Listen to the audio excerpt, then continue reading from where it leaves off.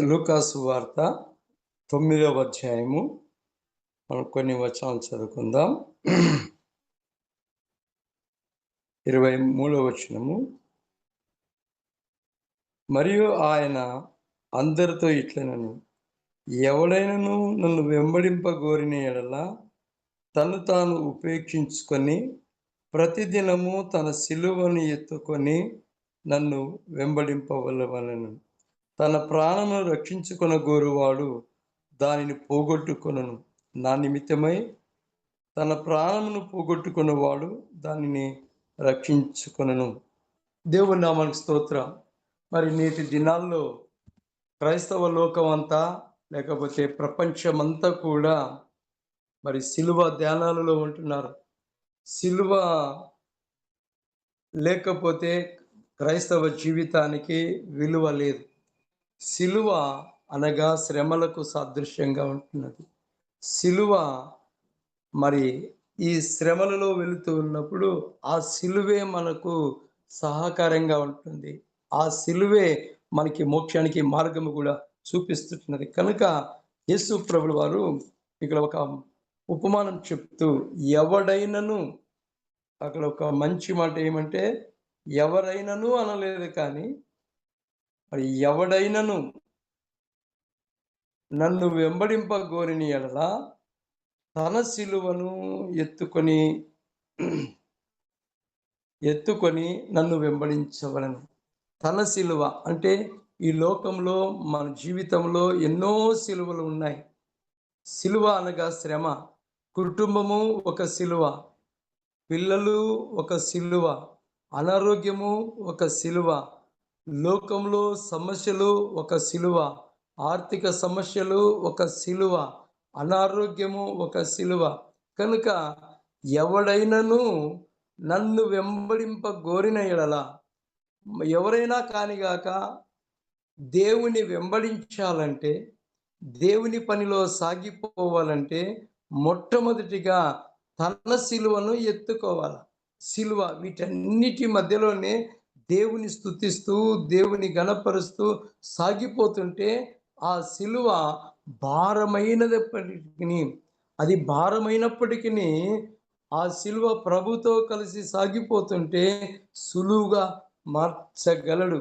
కనుక ఆయన అంటున్నాడు, మనిషి కుమారుడు బహు శ్రమలు పొంది పెద్దల చేతను, ప్రధాన యాజకుల చేతను, శాస్త్రుల చేతను విసర్జించబడి, చంపబడి 3వ దినమున లేచుట అగత్యమని చెప్పాను. మనిషి కుమారుడు, అక్కడున్న వారు, రాను వారు, లేకుంటే అక్కడున్న వారందరూ కూడా ఏమనుకుంటారంటే ఈయన చనిపోయి సమాధి చేయబడి తిరిగి లేయటము అసాధ్యం అనుకుంటున్నారు. అయితే ఇది దేవునికి సమస్తమును సాధ్యమే.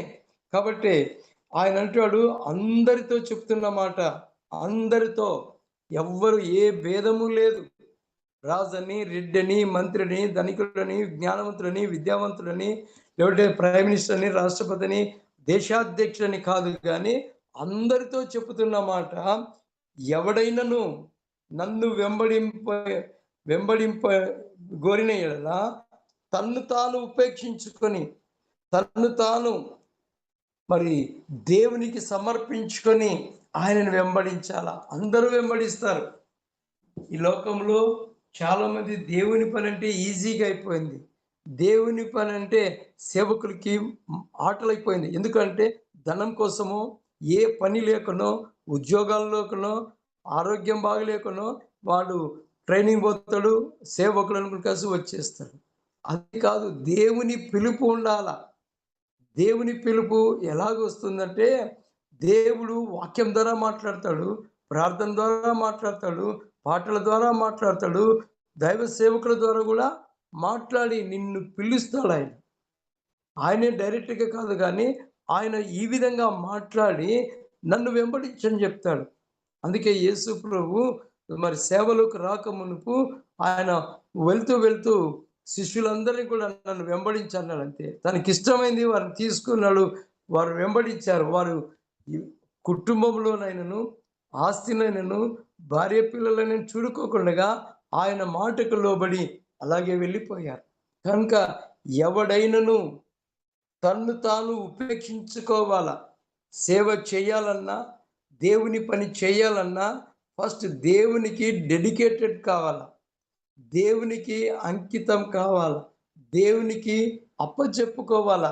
ఇలాగ కాకోకుండగా మరి నక్కను చూసి కుక్క వాత పెట్టుకున్నట్లు సేవ బాగుందని చాలామంది సేవలోనికి వచ్చి సేవ చేయడానికి ఇష్టపడతారు. కానీ అది కాదు.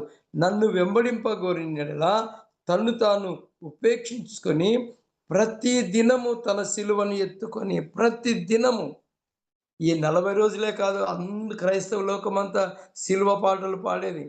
క్రైస్తవ లోకమంతా ఈ 40 రోజులే కాదు, ప్రార్థనలు, సిలువ ప్రార్థనలు చేసేది. ప్రతి దినము నీ కుటుంబం, నీ ఆరోగ్యం, నీ కష్టాలు, నీ బాధలు, నీ సమస్యలు తొలగిపోవాలంటే ఆ సిలువ చెంతకు మనం చేరాలి. పాడబడతాం, సిలువ చెంత చేరిన నాడు కలుష్యములను కడిగివేయున్. సిలువ చెంతకు వస్తేనే ప్రతి దినము రోజు చేసిన ప్రతి పాపాలను కూడా ఒప్పుకొని ఆయన పాద సన్నిధానంలో ఆ సిలువలో కార్చిన ఆ రక్తం చేత కడుక్కొని ఆయనను వెంబడించవలసిన వారమై ఉన్నాం. కాబట్టి ఆయన అంటాడు, ప్రతి దినము తన సిలువను ఎత్తుకొని నన్ను వెంబడించుము, నన్ను వెంబడించు. వెంబడించాలంటే ప్రతి దినము ఆయన సిలువను ఎత్తుకొని సాగిపోవలసిన వారమై ఉన్నాం. మనం కింద ఒక ఉపమానం చూస్తాం. తన ప్రాణమును రక్షించుకుని గోరువాడు దానిని పోగొట్టుకున్నాడు. నా నిమిత్తమై తన ప్రాణమును పోగొట్టుకున్నవాడు దానిని రక్షించుకొనెను. ఒకడు లోకమంతయు సంపాదించి తన్ను తాను పోగొట్టుకొని నెలా లేక నష్టపరుచుకుని నెలా వానికి ఏం ప్రయోజనం? ఏం ప్రయోజనం?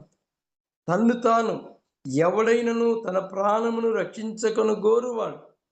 నేటి దినాల్లో సంఘాల మీద, సేవకుల మీద, బైబిళ్ళ మీద, మందిరాల మీద నేటి మతోన్మాదులు ఎన్నో హింసలు పెడతా ఉన్నారు, ఎన్నో బాధలు పెడుతున్నారు. వారిని చూసి దాచుకొని వెళ్ళేవాడు, వారిని చూసి మరి భయపడేవాడు మరి దేవుని సేవను ఎలాగ చేయగలడు? ఎలాగైనా వెంబడిస్తాడు? తన ప్రాణమును కూడా లెక్క చేయకోకుండా యేసు స్వామి ఈ లోకానికి వచ్చి ఏం చేశాడంటే తన తండ్రి మాట జవదాటుకోకుండా ఈ ప్రపంచమంతటిని పాపంలో, శాపంలో, అక్రమంలో, అన్యాయంలో మరి నశించిపోతున్న ఎవరు రక్షిస్తారంటే మొట్టమొదటిగా తన ప్రవక్తలను పంపించాడు, తన దాసులను పంపించాడు, తన వారిని అందరినీ పంపిస్తే అందరినీ ఈ పాడులోకం ఏం చేసిందంటే కొట్టి చంపేశారు, హేళన చేశారు. అయితే చివరిగా ఇంకా ఎవరైనా ఉన్నారంటే తన ఏకైక కుమారుడైన యేసుక్రీస్తు, నేనున్నాను నన్ను పంపని చెప్పి తండ్రి దగ్గర సెలవు తీసుకొని తండ్రిని వెంబడించిన ఆ కుమారుడు ఈ లోకానికి వచ్చి ఈ లోకములో తండ్రిని వెంబడిస్తూ తండ్రి యొక్క నామాన్ని ప్రకటిస్తూ గ్రామాలు తిరిగి గొప్ప కార్యాలు చేస్తే, అద్భుతాలు చేస్తే, మహత్కార్యాలు చేస్తే ఈ పాడు ప్రజలు ఆయనను కూడా ఏం చేశారంటే పట్టుకున్నారు, హేళన చేశారు, అవమానపరిచారు, హింసించారు. కాబట్టి వారు ఏం చేశారంటే ఆయనను సిలువకు కూడా వేశారు. కారణం ఏంటి? ఆయన వచ్చింది పాపులను రక్షించడానికి. యేసు ప్రభు ఈ లోకానికి వస్తే ఈ పాపిష్టి జనాంగము అతను కూడా పట్టుకొని ఏం చేశారంటే హేళన చేశారు, అవమానపరిచారు, కించపరిచారు. అయితే ఒక అధికారికి మాత్రం మనసు మారింది, బుద్ధి మారింది. యేసయ్యా, ఒక్క మాట నాకు చెప్పు, నీవు దేవుని కుమారుడువా, నాకు ఒక్క మాట చెప్పు అంటే ఆయన మాట్లాడలేదు. ఏమైనా చేయండి అనుకున్నాడు. మరి నీవు దేవుని కుమారుడువా అంటే నీవన్నట్టే అన్నాడు, కానీ నేను అని చెప్పలేదు. కనుక దేవుని వెంబడించేవారు, దేవుని చిత్తానుసారంగా వచ్చిన వారు ఏం చేస్తారంటే తను తాను ఉపేక్షించుకొని మరి ఆయనను వెంబడించాడు. యేసుక్రీస్తుల వారు తండ్రి అయిన దేవుని వెంబడించాడు. వెంబడించినప్పుడు ఆ దేవాది దేవుడు అతని చెయ్యి విడిచినప్పటికీ అతని ప్రేమంతా కుమారుని మీదే ఉన్నది. కనుక వేలాడుతూ సిలువలో వ్రేలాడుతూ అంత హింసించిన వారిని కూడా ఏం చేశారంటే, తండ్రి వీరేమి చేయుచున్నారో వీరు ఎరగరు గనుక వీరిని క్షమించుమన్నాడు. కారణం, తను తాను ఉపేక్షించుకొని ప్రతిరోజు తన సిలువను మోసుకుంటూ ప్రజలందరికీ సువార్తను ప్రకటిస్తూ చివరిగా ఆ సిలువ లోక పాపములను మోసుకొని పోతున్న ఆ దేవుని గొర్రెపిల్ల ఆ సిలువలో ఒక్క మాట ఏమనిందంటే, ఇంత హింసించినా, ఇంత అవమానపరిచినా, ఇంత బాధపరిచినా ఆయన మాట్లాడుకోకుండా వారిని ఏమన్నాడంటే, వీరేమి చేయుచున్నారో. ఎంతటి ప్రేమ! దేవుని పిలుపుని అందుకొని వచ్చిన సేవకులు ఇలాంటి క్షమిస్తూ క్షమాగుణంలో సాగిపోతూ దేవుని ప్రేమను తమ ప్రాణం ఉన్నంత వరకు ప్రకటిస్తారు. కొంతమంది ధనం కోసమో, అధికారాల కోసమో, లేదంటే హోదాల కోసమో వస్తారు. అవి దొరకలేదంటే తిరిగి వెళ్ళిపోతారు. కనుక ఈ ఉదయకాల సమయంలో మన జీవితంలో మనం ప్రభువును వెంబడిస్తున్న మనం, ప్రభు మార్గంలో సాగిపోతున్న మనం, మరి మనల్ని మనం ఉపేక్షించుకొని ఆయనందు విశ్వాసం ఉంచి మరి ఆయన వెంబడిస్తూ ప్రతి దినము, నిజంగా చెప్పాలంటే అలహా కమిటీ వారు పెట్టిన కార్యక్రమం చాలా ఆశీర్వాదకరమైనది. ప్రతిరోజు మన సిలువను ఆయన సన్నిధానంలో పెట్టి ప్రార్థిస్తూ మన కోసమే కాదు, మన కుటుంబాల కోసం కాదు, మన ఎంబీ సంఘం కోసం కాదు, ప్రపంచమంతటి కొరకు, దేశం కొరకు, నాయకుల కొరకు, అధికారుల కొరకు, రోగిష్ఠుల కొరకు మనం ఈ విధంగా ప్రార్థన చేస్తున్నామంటే ఇది దేవుడిచ్చిన గొప్ప కృప అని చెప్పవచ్చు. ప్రతి దినము ఇదంతా ఆశ్చర్యకరము. 1500 పైచిలుకు దినాల్లో మనం ప్రార్థన చేస్తున్నామంటే నిజంగా ప్రతి దినము మనల్ని మనం ఉపేక్షించుకుంటూ, మనల్ని మనము ఆయన సన్నిధానంలో నలుగొట్టుకుంటూ మరి ఆయన నిమిత్తం మనము సాగిపోతున్నాం. మన ప్రాణములను మరి చెప్పాలంటే మరి పౌలన్న గారు ఆరోగ్యం అనుకోకుండా, మరి బలహీనతలు అనుకోకుండా, ఆర్థిక సమస్యలు అనుకోకుండా ఆయన మరి లెక్క చేయకుండా మరి హైదరాబాద్ నుంచి దేవరకొండకు ఒక్కోసారి 2 సార్లు 3 సార్లు తిరిగిన కారణం ఏంటంటే, తన సిలువను ఎత్తుకుంటూ సమస్య యొక్క పని నెరవేర్చాలని ఒక గురి. అందుకే ఈ దినాల్లో ఈ ప్రార్థన ద్వారా ఎన్నో అద్భుతాలు జరిగాయి, ఎన్నో ఆశ్చర్యకార్యాలు జరిగాయి. నేను ఒక మాట ఆ మధ్యలో ఒక సహోదరితో మాట్లాడాను. మనము లాస్ట్ ఇయర్ క్రిస్మస్ కార్యక్రమం మహబూబ్ నగర్ ఎంబీసీ జూనియర్ కాలేజీలో పెట్టాం. అక్కడ కరెంటు లేదు, శుచి శుభ్రత లేదు, స్మెల్, కూర్చోడానికి సరైన సౌకర్యాలు లేవు, మంచినీళ్ళు లేవు. ఎప్పుడైతే మనం ఈ అలహా కమిటీ ద్వారా క్రిస్మస్ కార్యక్రమము జేఎల్ డేవిడ్ సార్ గారి టీమ్ అంతటితో కలిసి ఆ అడుగులన్నీ ఆ ప్రాంతానికి వెళ్ళాయో అక్కడ గొప్ప మిరాకిల్ జరిగింది. సంవత్సరం కాకముందే ఆ పని అద్భుతకరంగా ఆ కాలేజ్ అంతా కూడా వెలుగుమయంగా మారింది. కారణం ఏంటంటే అది దేవుని కృప. మన ప్రార్థనలకు దేవుడు జవాబు దయచేశాడు. కాబట్టి ఈ ప్రాతకాల సమయంలో మన సిలువలు, మన కుటుంబాలు ఆశీర్వదించబడాలంటే, మన పిల్లలు అంచెలంచెలుగా ఎదగాలంటే, మనం చేస్తున్న ఉద్యోగాల్లో ప్రమోషన్స్ కావాలంటే, మన సేవ ఫలించాలంటే మొట్టమొదటిగా మన సిలువలో వేలాడుతున్న యేసయ్యను చూసి చాలా మంది రొమ్ము కొట్టుకుంటున్నారు, ఏడుస్తూ ఉన్నారు. సిలువ దినాలని అన్ని వదిలిపెట్టి చేస్తున్నారు. కానీ అంత చేసేది ఉత్తదే. ఎందుకు అనంటే తమ్మును తాము ఉపేక్షించుకోలేదు, తమ్మును తాము దేవునికి అర్పించుకోలేదు, తమ్మును తాము దేవునికి అంకితం చేసుకోలేదు. అందుకే ఆయన అంటాడు ఎవడైనను, అక్కడ ఎంత కఠినమైన మాట, ఎవరు అని మాట లేకపోయింది. ఎవడైనా, వాడు ఎంతటి వాడైనా సరే గాక, ఈ దినాల్లో మరి దేవుని వెంబడిస్తున్న మనం అన్ని విషయాల్లో ప్రభువుకు సమర్పించుకొని మన సిలువ అనే శ్రమలు, సిలువ అనే బాధ, సిలువ అనే మరి బాధలను సహించిన వారమైతే దేవుని యొక్క చిత్తానికి లోబడి మన ప్రాణమును కూడా లెక్క చేయం కదా. ఎంత మంచి మాట. కనుక కింద ఇంకొక మాట, ఎవడైనను నా నిమిత్తమై తన ప్రాణమును పోగొట్టుకున్నవాడు దాన్ని రక్షించుకును. ఒకడు లోకమంతయు సంపాదించి తను తాను పోగొట్టుకొని ఎడల లేక నష్టపరుచుకుని ఎడల వానికి ఏం ప్రయోజనం? ఏం ప్రయోజనం?